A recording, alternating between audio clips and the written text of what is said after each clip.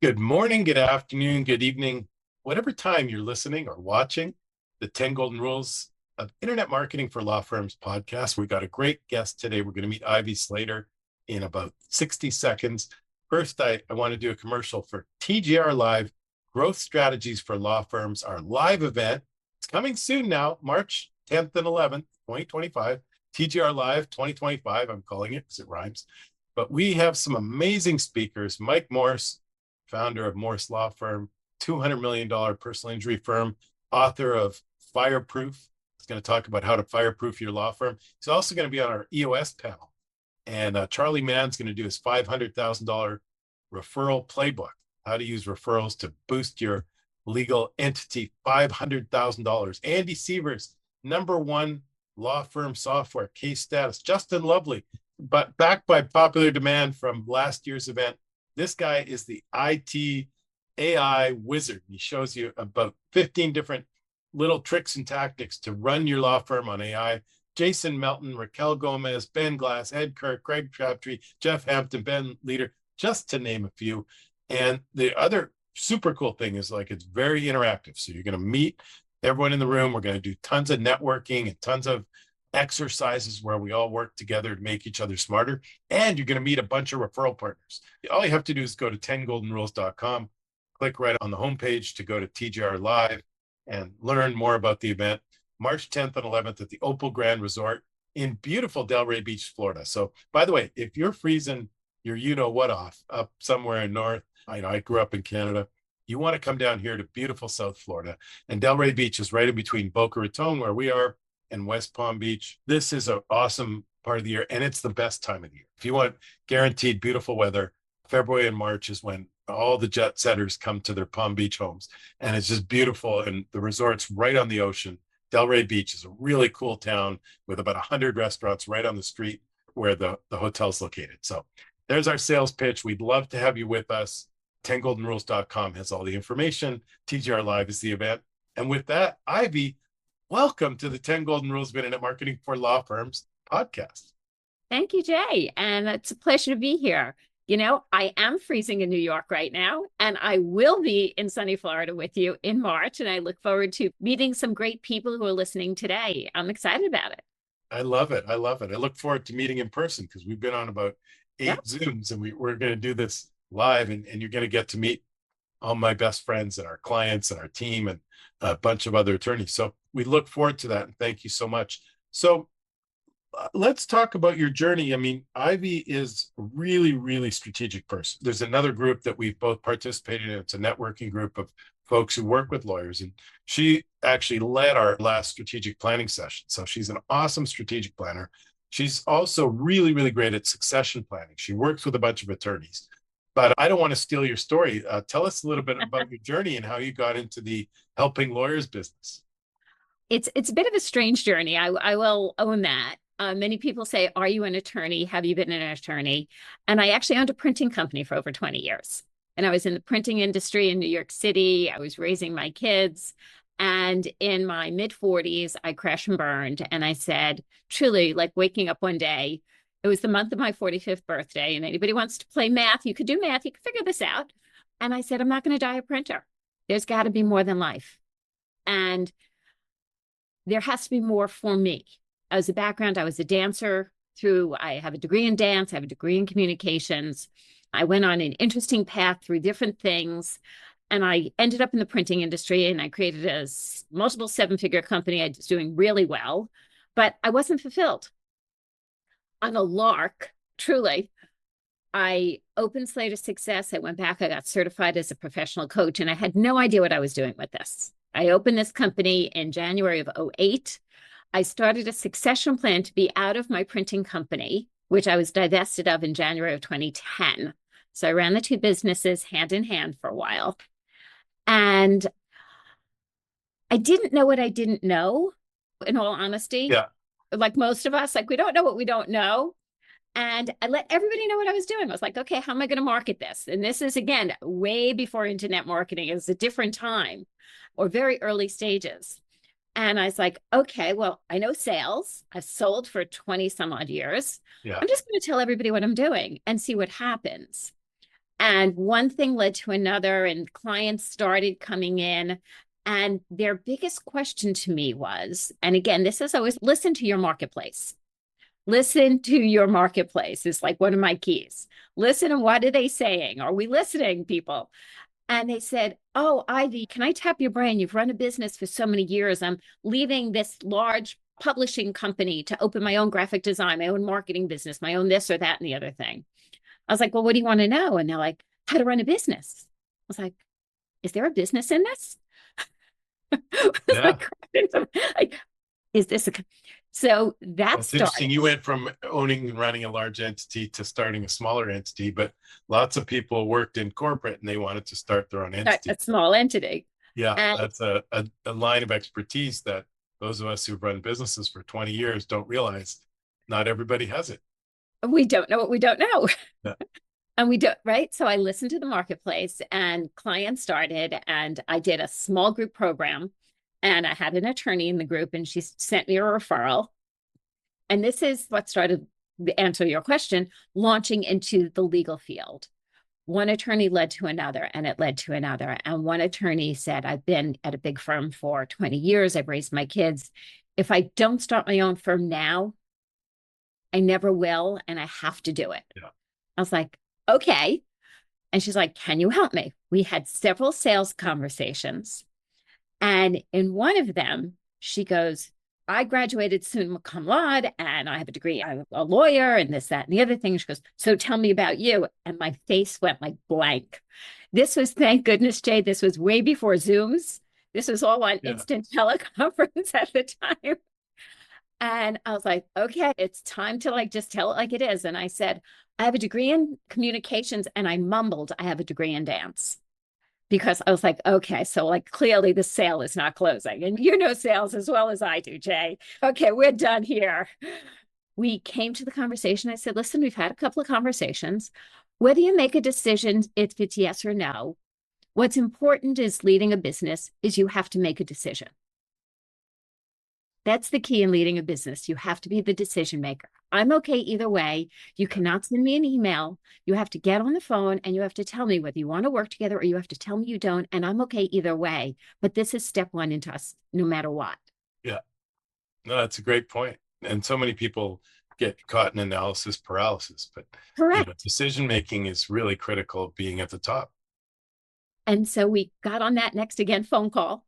And she tells me, she's like, yes, I'm ready to get started and I want to work with you.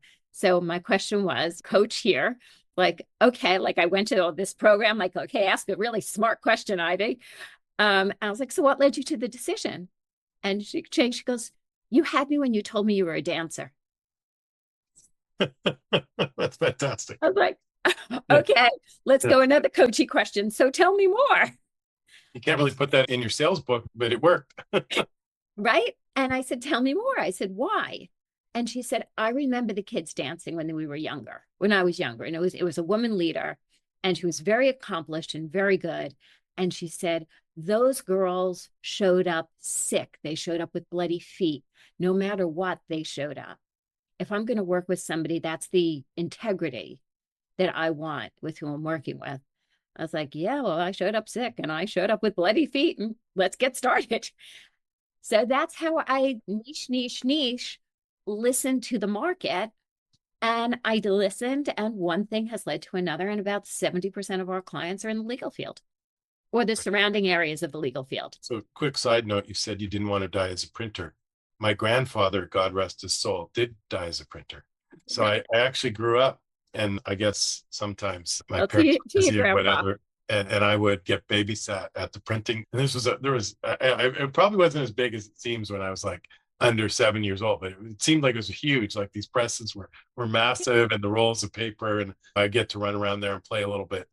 And they were big. The other interesting thing about Hy Bernstein, never mention his name, so I'm dropping it here, but he actually was a great golfer. I hear he had a great short game, but he actually died on the 9th hole of his golf course where he was a club champion. So Rest I in love peace that. by Bernstein. To your grandfather. I love But that enough story. about him. How did you start building your business, and what lessons can people have who are thinking of jumping in to start something? And don't wait too long. Don't wait too long. If you have an inkling, never live with regrets. That's a firm belief of mine. One client led to another. I'd say my learning obstacles, and I think this, and I've seen this in many, is sometimes it's undervaluing ourselves. Well, we're new at owning this. The big firm charged me out at this, but I'm a small guy. I'm just getting started. I have to charge myself differently. We need to look in the mirror and truly see the value based on the results we deliver and own our value. And I think it's one of the hardest things to do is look in the mirror and see your value. That's a good one. I think Yeah, I that's mean, if you create value for people, if you solve problems for people, there's always going to be an opportunity to sell your wares. right. And I think it's really important. And this is a problem I think attorneys have. I think attorneys and law firm, they're the smartest people I know. They are so much more brilliant than I can ever be. Remember, I was a dancer and a communications major. Okay. 2 degrees. So that's an accomplishment, but let's talk about what the degrees are. Know your numbers. You're brilliant with writing, with the legal field. Numbers are not necessarily your comfort zone. We have to know our numbers. Numbers tell a story. And numbers are not just in our finances. Numbers go through our entire business. Numbers sit in our marketing information, right, Jay? Yeah. Yeah, we They have tell us we what's call it our working. scorecard, and we've talked a lot in this podcast about EOS, the Yeah, entrepreneurial operating system. So we have a scorecard, and all of our key numbers we look at every single week, and that's we right. look at it on for the leadership team, and then each of the departments has a series of numbers, and every individual has a number. So I'm not a numbers guy, but I am all about the numbers. Exactly. Numbers, they tell a story in marketing, they tell a story in sales. They obviously tell a story in our finances. What our monthly numbers are, what our AR is, what our overhead is.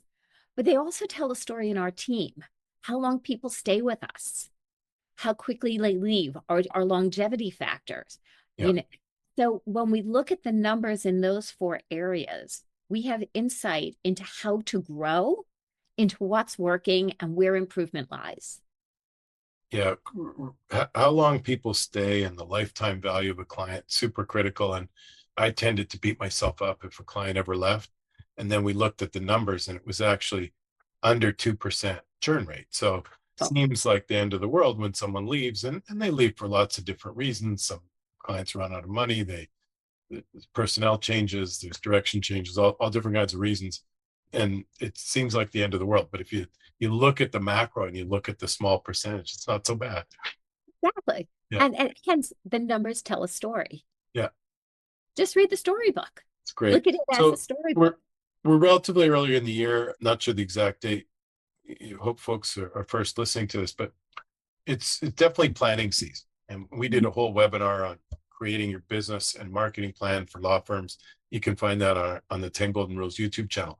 But Ivy's really a master, and I'd love to hear her take on, what are the 3 or 4 things that people should put in place for their annual planning? When we work with our clients on strategic plans for the year, we start with, what do you want your life to look like in 5 years? Truly, what do you want your life to look like in 5 years? Great question. How often do you want a vacation? Is it different than what you want now? How old are your kids going to be? Right? Do we have college on the horizon? Like, what is your life going? What do you want it to look like in 5 years? Are those kids going to be out of the house? Will that responsibility be over? Do you want to buy another home? What do you want? Right? I have this expression that goes, what do you want and why do you want it? Okay. Get that. Create that vision. What's 5 years going to look like in your personal life? What And by does the this way, work? you say Yeah, 5 years, because a lot of times people talk 10 years, and even the EOS organization is shifting from 10 to 5. Why do you think that is, and why do you pick that time frame? it's a great question because we have learned if we look 5 years back, we could not have predicted COVID and what came our way that made major business and life interruptions. Yeah. Okay. Some of those interruptions were great interruptions and soared businesses, right? Some realigned businesses. We did things differently. But sometimes when we look 10 years, the clarity is not there. 5 years, the clarity is so much stronger that you could then look at the firm and create clarity in the firm and create actions for the next year to get you there. Yeah, 5 years seems doable. 10 years seems aspirational and way out there. I like 5. It's interesting. We finished our first year of planning. We use a really great implementer from the EOS system. And Gerardo's a rock star. He's also on our EOS webinar. And I was interested that we set a new 5-year target. So it's not like last year we set our 5-year target. And it's not like this year we looked at where we are on the 4-year target. Obviously, we looked at the numbers. But EOS does the either 5 or 10. We did 5. They do 3, they do 1, and they do 90 days. So we have an action plan for 90 days. We have an action plan for 1 year, targets, an action plan for 3 years and 5 years. So it's interesting, the exercise, the way we go through it.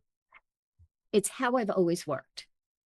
This isn't, oh, this is Slater success and this is the methodology we've created. When I was a printer, I was like, okay, if my kids are 5 and 8, what's it going to look like when they're 10 and 13? Okay, so what do I have to do this year? And I've always worked that way. I've always thought that way. This isn't something like I read a book and let's start taking this in. It's just what I've always done more innately.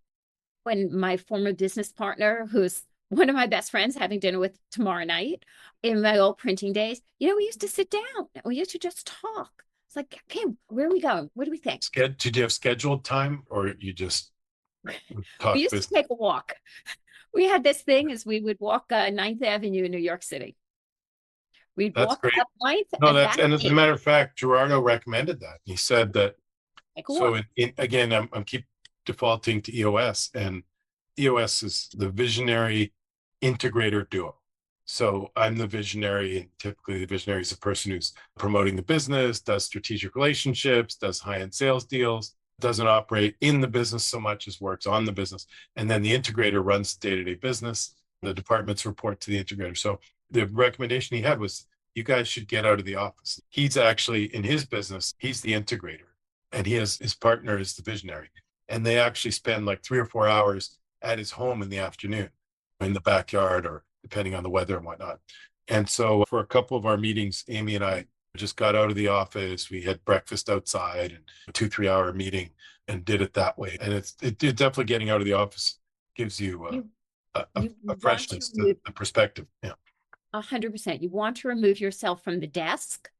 If we think most desks, not all desks, but most desks are squares or rectangles, right? They have hard edges. They're very defined. When we're working in our workspace, we have our monitors in front of us. Everything is very clearly defined. How do you think outside the box, when you're looking at everything in front of you that's clearly defined? You don't have the opportunity to use your creativity, your imagination to push the boundaries. The definition of, what is the definition of stupidity or something like that, right? You do the same thing and you keep expecting different results. Well, if I think it's Einstein. Yeah. Right. Doing the same thing over and over again, expect a different result. If we go to create and see and be a visionary, we need to take ourselves outside our daily work environment. I will say the best business ideas I have come back. Every time I take a break, I take a vacation, I take a long weekend, I come back not just refreshed, but the ideas are flowing. Creatively charged. To the point, like, my team is a little afraid when I got the first team meeting, when I get back, they're like, oh boy, what's coming at us now? What did I come up with now? Yeah, that's another classic visionary strategy, right? You come back, especially go to a conference, you come back with a dozen ideas. And then everyone on the team's like, oh my God, we're already busy and working full days. We don't have time to do these crazy ideas. So the integrator's got to grab the ideas and say, look, Jay, I'm going to put them on the list. And at the next quarterly brainstorming, we're going to tackle all 10 of these. But one of them is a great idea. And this immediately deals with one of our, we call them rocks for the quarter. And we're going to get that in place right away. And for me, that's enough, right? That A, it's on a list. They didn't go away. And B, they're going to tackle 1 or 2 things. I love it. So what's one or two things that if someone doesn't have their annual plan, they should do immediately? Exactly what we're talking about. Walk away from your desk and think forward. Number one, think forward. What do you want in 5 years? What do you want your life and what do you want this organization to look like? Your firm, your organization. Ideally, how do they complement each other? Then you can go back to your desk, put your team together, bring in an outside person, because if not, everybody sees what they see the way they've seen it. There's no out of the Yeah. box opportunity. There's no noticing of, well, you said this and you said this. And what if we hybrid this? And how could that look? Oh, we So didn't first step, visioning. Second step, get something, get the team together. organize. And then the third steps, you're going to get something on paper. So what does Correct. the on paper look like? What are some of the key component parts of the annual or 5-year plan? I like to start with a SWOT analysis. Okay, for those of you who are not familiar, it's a review of strengths, weaknesses, opportunities, and threats. Okay, from there, you're going to create your goals. From there, you're going to create your actions. You're going to look at what you said before. You're going to look at your 90-day plan. And you have to, I always think most everybody knows SMART goals, but in case you don't, it's specific, measurable, realistic, with specific, Actionable. measurable action. But I say action / action plan, right? Achievable action plan, Yeah. achievable action plan, double A it, achievable action plan. That's your 90-day plan you start working on. Is that 90-day plan is realistic? And have your markers and have your meeting set where you're going to be reviewing every step. And then delegate as much as you can. Love it. Love it. Great. And so that puts a footprint in place for your planning. As I mentioned, we also have a whole webinar at 1 hour on creating your plan. And there's actually a downloadable workbook if you want to see the 10 golden rules version of planning. It's been great for our company and our clients. All that's available on our YouTube channel. Another area of your expertise is succession planning.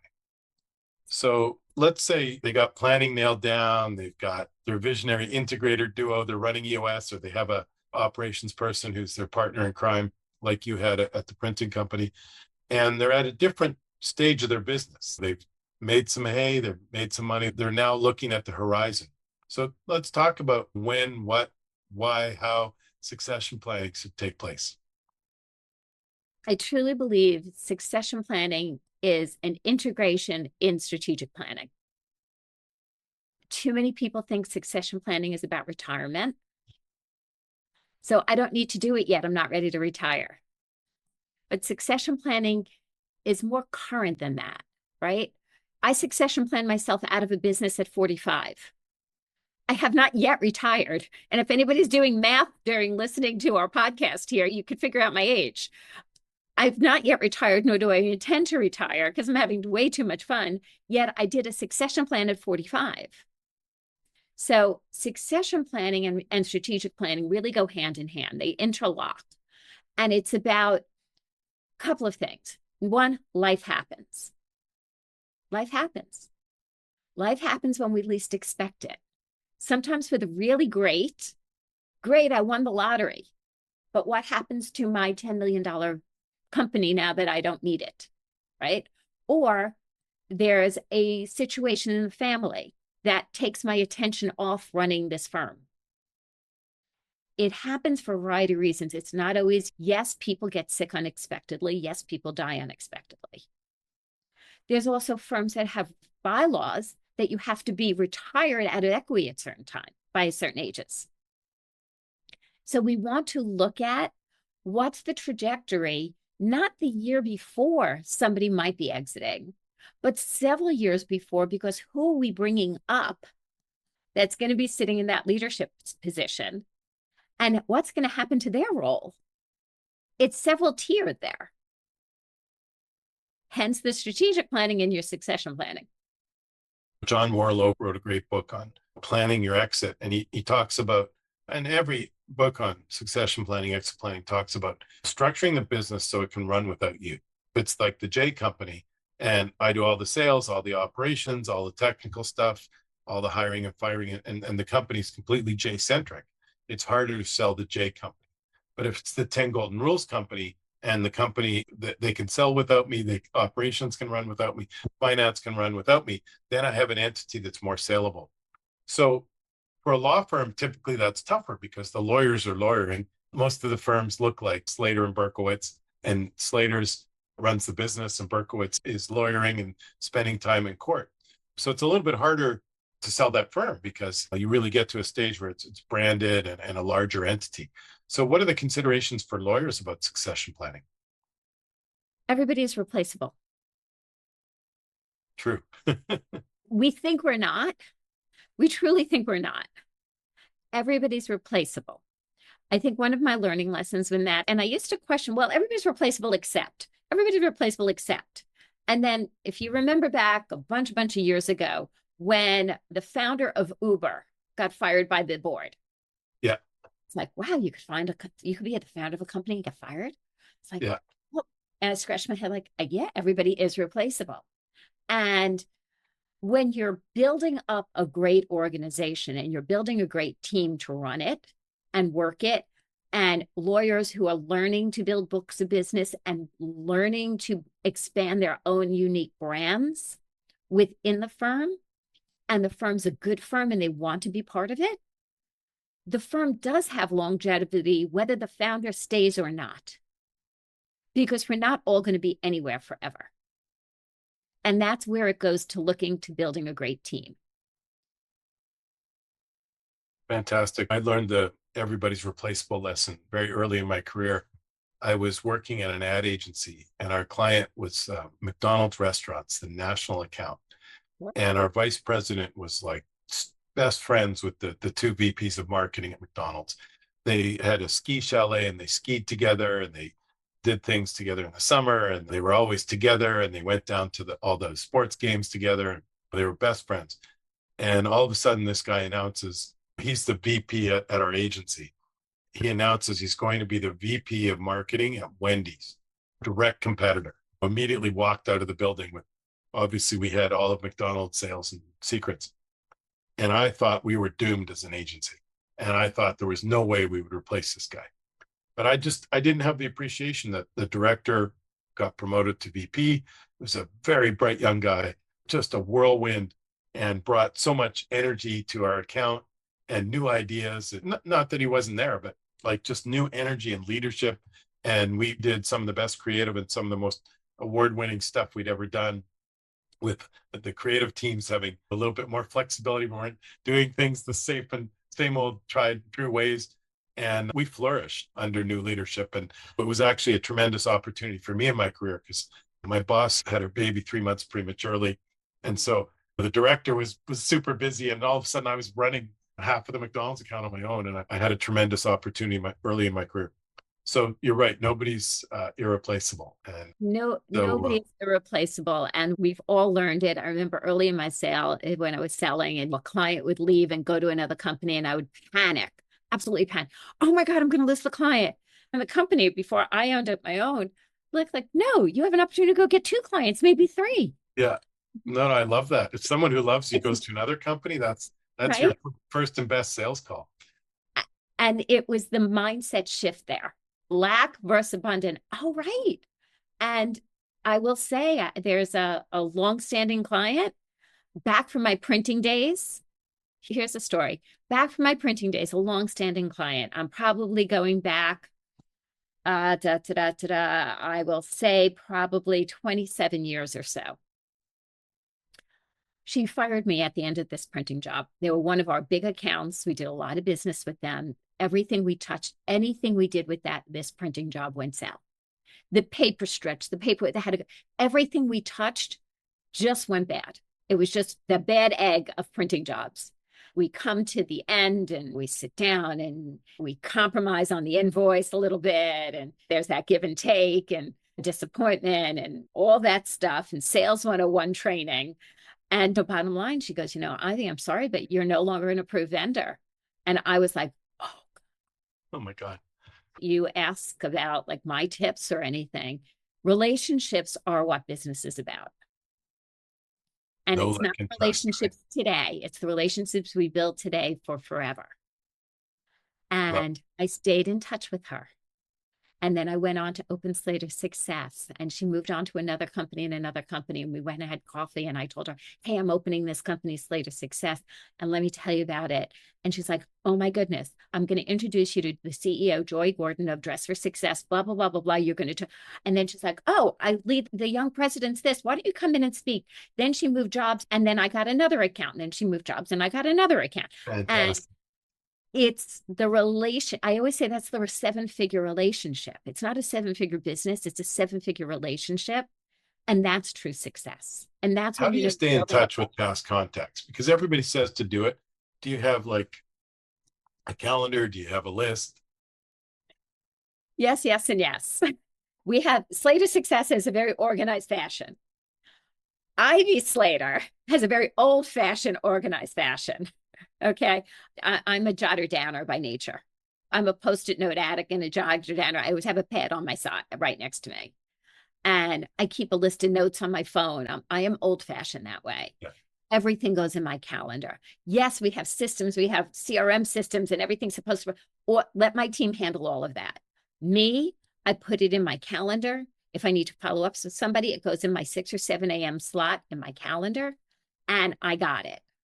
So Simple as calendarizing, I love that. That's a good one. that. And Well, as I think actually, about this is a things, nice segue. I put it down. I jot a note. We're at that time where we do the one-liners, and our regular listeners, thank you for being a regular listener. And by the way, if you're still listening this long, you probably like the 10 Golden Rules podcast. Do us a huge favor and click the subscribe button and the like button on YouTube or iTunes, wherever you're listening to this. Be great if you could subscribe, because it helps us get great guests, and it helps us with the algorithms. So please take a second and do that. So I call these our one-liners. We've been doing this for 15 years with some amazing guests in the past. What are some apps or techniques used for personal productivity? My calendar.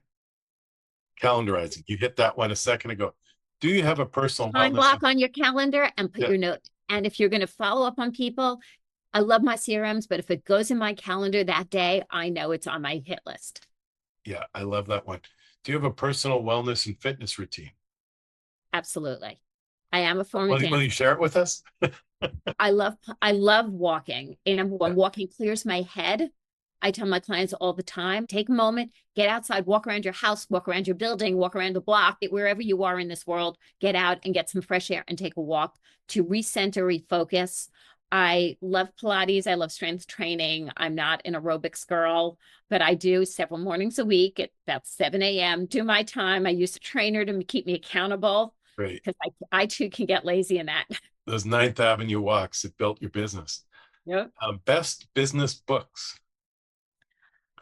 To me, one of the oldies and goodies still to this day is Napoleon Hill, Think and Grow Rich. Think and Grow Rich.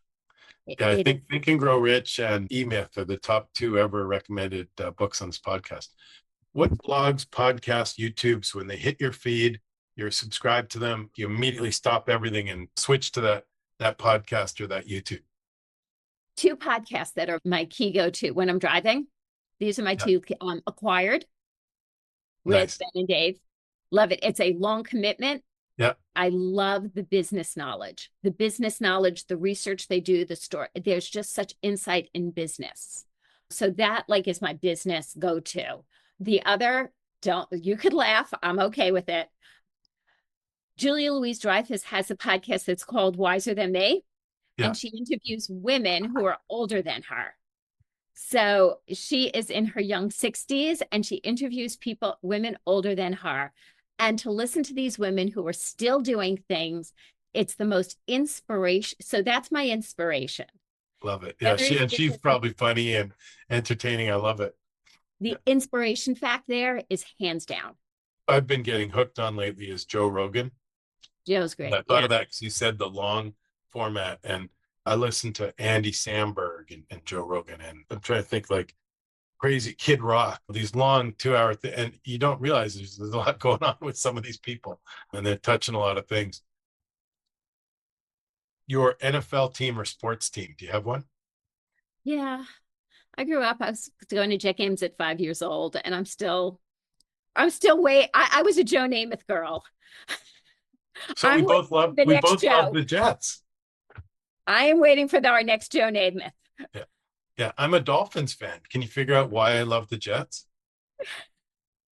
The Winnipeg Jets hockey team is my Yeah. hockey team. There's nothing We're to do Ranger with fans for hockey. Yeah. Quick With side funny story. So the Winnipeg was sold to Arizona. Then Winnipeg acquired the Atlanta franchise and they renamed the team the Jets. So they play the first game down here in South Florida. The Dolphins and the Jets have this rivalry. The Dolphins hate the Jets. I'm at the first Winnipeg Jets game. It's the second game of the year. And the Florida fans start chanting Jets, suck, suck, suck. And I'm like, wait a minute, you can't pick on my that hockey chant. team. Like they're only 2 days old. Like it's their second game. And I thought that was funny. I haven't heard it again, by the way. But so, what's a great introduction for you? What's the type of business that would do well with Slater Success, and who should we send your way? Law firms who are looking to grow, law firms who want to actually create a vision if you don't have one, and then create the plan to reach it.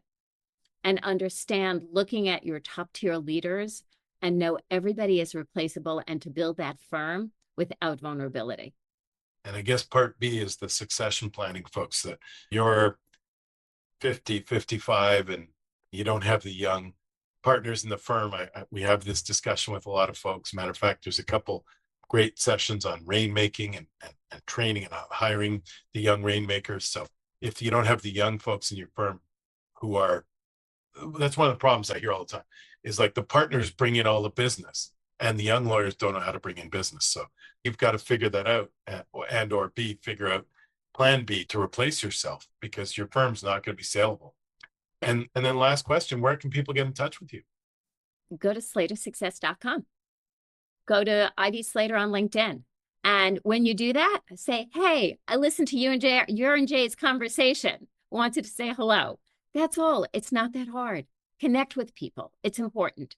Yeah. Well, Ivy's awesome. I highly recommend her. And I thank you so much for your time today. It was a lot of fun. And I look forward to meeting you in person. Thanks, Ivy. I can't wait to meet you at the conference. And thank you for having me. Thank you for listening to the 10 Golden Rules of Internet Marketing for Law Firms podcast. Please send questions and comments to podcast@10goldenrules.com. That is podcast@TENGoldenrules.com.